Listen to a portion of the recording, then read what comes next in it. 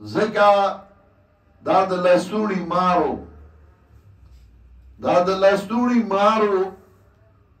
وی د لستوڼي مار وی په دوکه دی وخوړمه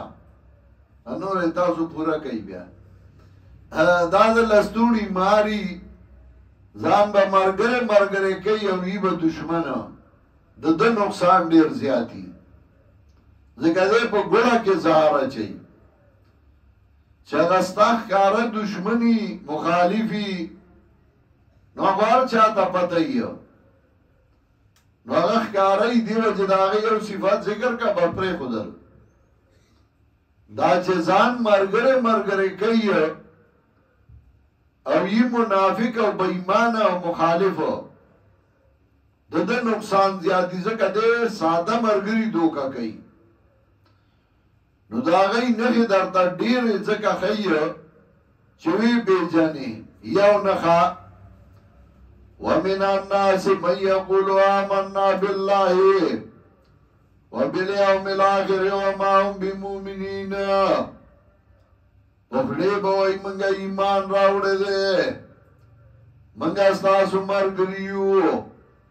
او دا ستاسو مرگری نی ایمان ندے راوڑے بل صفت یخادعون اللہ والذین آمنوا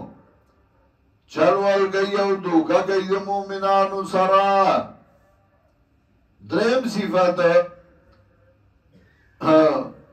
فی قلوبهم مرض فزادهم الله مرضا زړونو کې مرض دی زیاتی الله دی لدا مرض رس به مرض زیاتیږي رس دی با بغل خوراک کړمی او رس به هغه مرض کاره کیږي بل صفت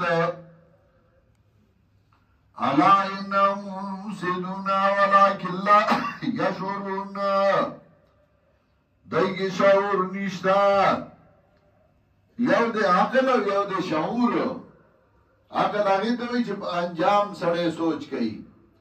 شعور هغه ته وی چې په ظاهر به پويږي انور انجام پته باندې سوچ نه کوي لکه خر کې شعور شته تی په ور باندې بیانو نزي تی په کانده باندې بیانو نزي په شاذور کوي دی منافق کی شعورم نشتا د خر نوم بدتر دی الا انهم المفسدون ولكن لا يشعرون بل صفت واذا قيل لهم امنوا كما امن الناس قالوا انؤمن كما امن السفهاء دا منافق با صحابه کرامو ته د بیوقوف نسبت کوي بل صفت وَإِذَا لَقُوا الَّذِينَ آمَنُوا قَالُوا آمَنَّا وَإِذَا خَلَوْا إِلَى شَيَاطِينِهِمْ قَالُوا إِنَّا مَعَكُمْ إِنَّمَا نَحْنُ مُسْتَهْزِئُونَ تاسو ته وایي موږ ستاسو ملګري یو چې هغوی څخه لاړ شي مشرانو څخه لاړ شي موږ تاسو سره یو دا واسه هغوی پورې ټوکې ټکالې کوو بل صفت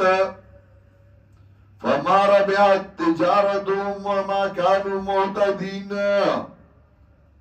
فما ربحت تجارتهم فائدہ ورنکڑا دیلا دی تجارت دی سوداگیرائی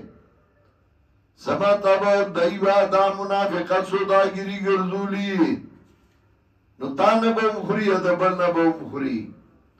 تا تا با هم ځان نزدې نزدې کوي بل ته به هم کوي دا د تجارت دی کاروبار دی دا ګڼ صفتونه یې ذکر کړل ځکه ظاهري ځان ملګری کوي او دننه ملګری نه دی او خلاف دی